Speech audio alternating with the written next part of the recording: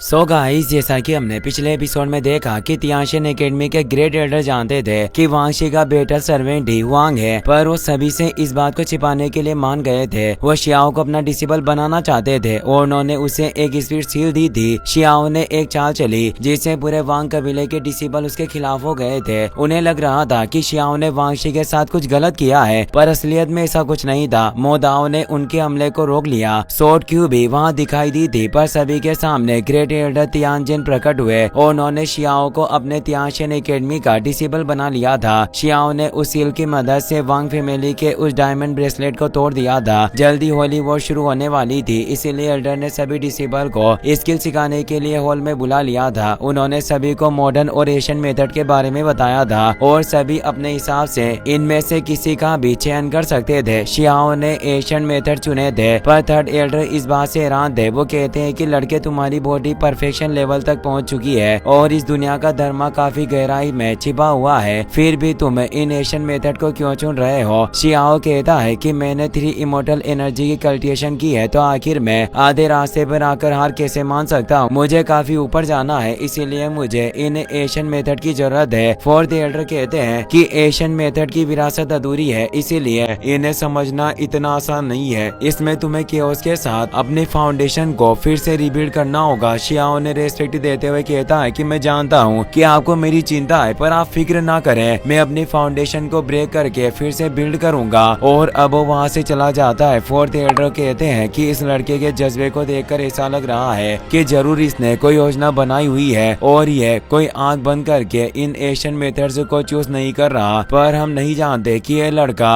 आखिर करना क्या चाहता है। फिर हमें वाइट जेट एशियन कैरेक्टर्स के माउंटेन को दिखाया जाता है, जहाँ सभी डिसिबल आ चुके थे जिन्होंने एशियन मेथड्स को चुना था, और यहाँ पर हजारों एशियन रून को नक्काशी के साथ उकेरा गया था। मोदाओ भी शियाओ के साथ वही मौजूद था और बताया जाता है कि अमरता प्राप्त करने के इन एशियन मेथड इन लाखों एशियन टेस्ट में मौजूद है, इसीलिए पहले तुम्हें इनके अंदर से होकर गुजरना होगा और खुद को साफ करना होगा। एक तियांशिन डिसेबल चारों तरफ फ्लोट कर रहे उन एशियन टेस्ट में से एक को अपनी पावर से टच करने की कोशिश करता है, पर वो एशियन टेस्ट एक जायंट लोयन में बदल जाता है और उस लड़के पर हमला करके उसे वहाँ से दूर फेंक देता है। सभी डिसेबल इससे डर गए कि क्या ये एशियन टेस्ट ऐसे ही लोगों पर हमला करेंगे। फोर्थ एल्डर बताते हैं कि ऐसा नहीं है, इन हर एक एशियन टेस्ट में एक महान सत्य छिपा हुआ है और इन्होंने हेवन लॉ के मुताबिक शेप ले लिया है, पर तुम्हें इन्हें समझने की कोशिश करनी होगी और इनके हमलों को सहन करना होगा। मुंतुओ उन्हें समझने की कोशिश करने लग गया था। एक एशियन टेस्ट अचानक पावरफुल ड्रैगन में बदल गया जो मुंतुओ पर दहाड़ रहा था, पर मुंतुओ हिला नहीं। उसका ध्यान सिर्फ उस टेस्ट के असली मतलब को समझने पर था। वो ड्रैगन उसे पूरी तरीके से कवर कर लेता है, पर मुंतुओ इस एनर्जी को भी सहता जाता है और अपनी कल्टिवेशन को खंडित किए बगैर ही उस ड्रैगन को खत्म कर देता है, जिससे वो एशियन टेस्ट अब मुंतुओ के अंदर चले जाते हैं। यानी अब उसे उन टेस्ट का रहस्य समझ आ चुका था। एल्डर ये देखकर कहते हैं कि लड़का वाकई काफी एक्स्ट्रा ऑर्डिनरी है। वांगशी भी वहीं मौजूद थी, उसने भी एशियन मेथड को चुना था, जिससे वो भी उन्हें समझने की कोशिश कर रही होती है। वो काफी सारे टेस्ट को अपनी पावर से समझने में कामयाब हो जाती है। उन टेस्ट में से कई सारी वाइन निकली जो उसे लपेटने की कोशिश कर रही थी, पर वांगशी ने उन्हें अपने फायर से शांत कर दिया और उसे भी उन एशियन इमोर्टल का एसेंस मिल गया था। एल्डर कहते हैं कि वाकई वांग फैमिली काफी पावरफुल है, जो इसने इतनी आसानी से एशियन टेस्ट का सामना किया, और अब बाकी के कल्टिवेटर भी उन एशियन टेस्ट को समझने लग गए थे। किंगी को भी दिखाया जाता है जो उन एशियन टेस्ट को समझने के लिए मून फ्लेम लॉ का इस्तेमाल करती है। ये देख एल्डर हैरान हो गए कि इस फेरी किंगी के पास एक एशियन फायर मौजूद है, बल्कि यह तो सिर्फ एक स्पीड से बनी हुई सेकेंडरी बॉडी है। आखिर इसमें इतनी ताकत कैसे हो सकती है जो इसने एक एशियन फ्लेम को अपने काबू में कर रखा हो? पर कोई नहीं जानता था कि शियाओ ने ही उसकी इस फ्लेम को लेने में मदद की थी। बाकी के डिसेबल भी यह देख हैरान हुए कि फेरी किंगी काफी ज्यादा पावरफुल है, इसने इतने समय से अपनी पावर को छिपाया हुआ था। शियाओ भी किंगी को देख खुश हुआ, पर तभी वहाँ टेन किंग आ गया, जिसने अपनी एनर्जी से सभी को चौंका दिया, क्योंकि उसने अपने वर्ल्ड ट्री को एक्टिवेट किया हुआ था जो दाओ के साथ जुड़ा हुआ था और ये मॉडल सीट की तरह था, जिससे उसने आसानी से उन एशियन टेस्ट को समझ लिया। शियाओ मोदाओ से कहता है कि ये इमोर्टल सीट बिल्कुल तुम्हारे एंसेस्टर की तरह दिखता है। मोदाओ कहता है कि मेरे पूर्वज इमोर्टल सीट बनाने के मामले में पूरी तरीके से सही नहीं थे। शियाओ ने कहा कि मुझे लगता है कि तुम्हारी दुनिया में इमोर्टल सीट को इसीलिए भ्रष्ट कर दिया गया क्योंकि वो लोग उनकी खेती नहीं कर पा रहे होंगे, जिससे तुम्हारे पास इमोर्टल सीट का अधूरा तरीका है। और उसके बाद जो इमोर्टल सीट में क्रैक थे, फोर्थ एल्डर कहते हैं कि तुम इन एशियन टेक्स्ट को समझने के बाद मैं तुम्हें एक ग्रेवयार्ड यानी कब्रिस्तान में भेज दूंगा, जहाँ तुम इमोर्टल सीट की खोज कर पाओगे। वो टॉम वर्ल्ड एक काफी विशालकाय और खामोश दुनिया है, पर यह एक सहयोग की जगह है जहाँ कई सारी अपॉर्चुनिटी मौजूद है। इमोर्टल एकेडमी और होली एकेडमी पहले ही यहाँ पर खोज कर रही है, इसीलिए चाहे कुछ भी हो जाए पर हम उन दोनों एकेडमी से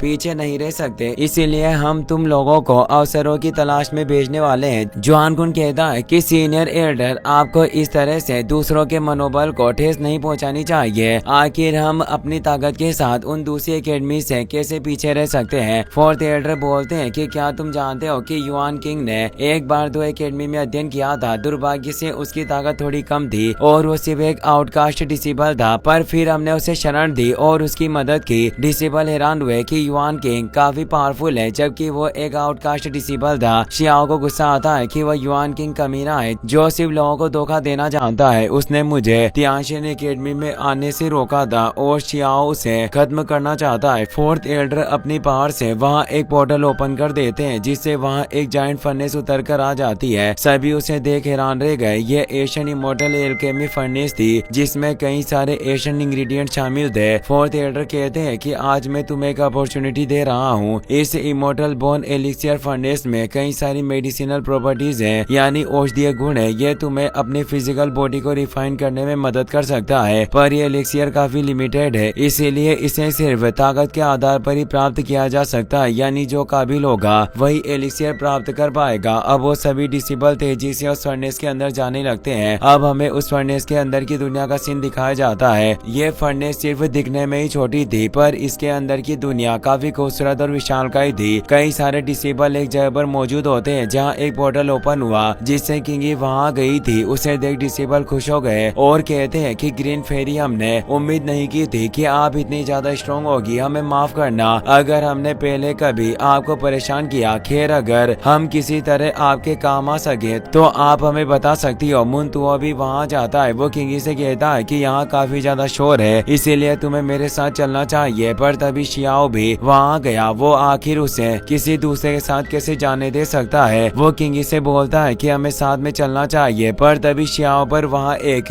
हेलबर्ड से हमला होता है। शियाओ आसानी से पकड़कर उसे दूर फेंक देता है और कहता है कि यहाँ कौन है जो मुझसे पंगा लेना चाहता है और अपनी मौत को दावत दे रहा है। वो पेटिशनर सामने आ गया। शियाओ कहता है कि इस तरह के खूबसूरत पौधों को मैं किसी को छूने नहीं दे सकता। उस पेटिशनर का नाम जिनजे होता है जो गॉड रियल्म में था। वो कहता है कि मैंने तुम्हारी प्रतिष्ठा के बारे में काफी समय से सुना है, फिर भी तुमने आज तक मुझे चैलेंज नहीं किया। पर शियाओ कहता है कि मैं हर किसी से नहीं लड़ता, तुम्हारे लिए तो मेरा सर्वेंट ही काफी है। और अब मोदाओ तेजी से जिनजे को एक पावरफुल पंच मारता है। जिनजे उसका विरोध नहीं कर पाता और काफी दूर जाने लगा, जिससे उसके साथी उसे पकड़कर बचाते हैं। और अब जिनजे के सभी साथी मोदाओ को लड़ने के लिए तैयार हो जाते हैं। शियाओ मोदाओ को बोलता है कि ऐसा लग रहा है कि ये पहले से ही हमसे लड़ने की योजना बनाकर आए हैं। मोदाओ, तुम्हें इन लोगों को मेरे लिए मारना होगा। मोदाओ अपनी पावर को एक्टिवेट कर लेता है तो और लोग बोलते हैं कि तुम काफी ज्यादा बदमाशी कर रहे हो। मोदाओ एक नेदरवर्ल्ड का सुप्रीम बीइंग है जिसके पास 3 इमोर्टल एनर्जी मौजूद है। आखिर मुझे समझ नहीं आ रहा कि तुम्हारे जैसा कमजोर प्राणी इस पावरफुल व्यक्ति को कैसे कंट्रोल कर सकता है। अगर तुम्हारी आत्मा को इसने लॉक किया है तो हम तुम्हारी मदद कर सकते हैं, तुम बस हमारी साइड आ जाओ। मोदाओ धीरे से मुस्कुराया। वो समझ चुका था कि कमीने लोग हैं जो लोगों को अपने साइड पर करने के लिए कुछ भी कर सकते हैं। और वो बोला कि मैं देखना चाहता हूँ कि तुम में आखिर कितनी पावर है। वो सभी डिसेबल अपनी पावरफुल बीस्ट बॉडी को एक्टिवेट करके उस पर हमला करने आते हैं। जिनजे कहता है कि अगर तुम मरना ही चाहते हो तो तुम्हारी इच्छा जल्दी पूरी होगी। पर मोदाओ बिल्कुल भी डरा हुआ नहीं था। वो अपने पास मौजूद इमोर्टल सीड से फिनिक्स बर्ड को एक्टिवेट कर लेता है और उसके पंखों से निकली फ्लेम से ही उन सभी बिस्टे को एक लहर के साथ वहाँ से स्पेस में भेज देता है। मोदाओ कहता है कि आज तुम्हारा दिन बुरा था जो तुमने ऐसे व्यक्ति के साथ खिलवाड़ किया जो किसी को नहीं बख्शता। और वो स्पेस में भी उनसे लड़ने चला जाता है। तभी वहाँ मुनतुओ, बियान्यू, जुआन कुन और 10 इमोर्टल किंग के साथ आ जाता है। मुनतुओ शियाओ को बोलता है कि तुमने सिर्फ अभी हाल ही में एकेडमी में प्रवेश किया है, पर तुम्हारी पावर काफी ज्यादा है। मैं देखना चाहता हूँ कि आखिर तुम कितने काबिल हो। शियाओ कहता है कि तुमने मुझे घेर लिया और मुझे बुली करना चाहते हो, इसीलिए अब मैं तुम सभी को लड़ने का चैलेंज देता हूँ। और वो अपनी पावर को एक्टिवेट करता है। सभी शियाओ से नाराज थे क्योंकि उसने एक नेदरवर्ल्ड के पेटिशनर को गुलाम बनाया था।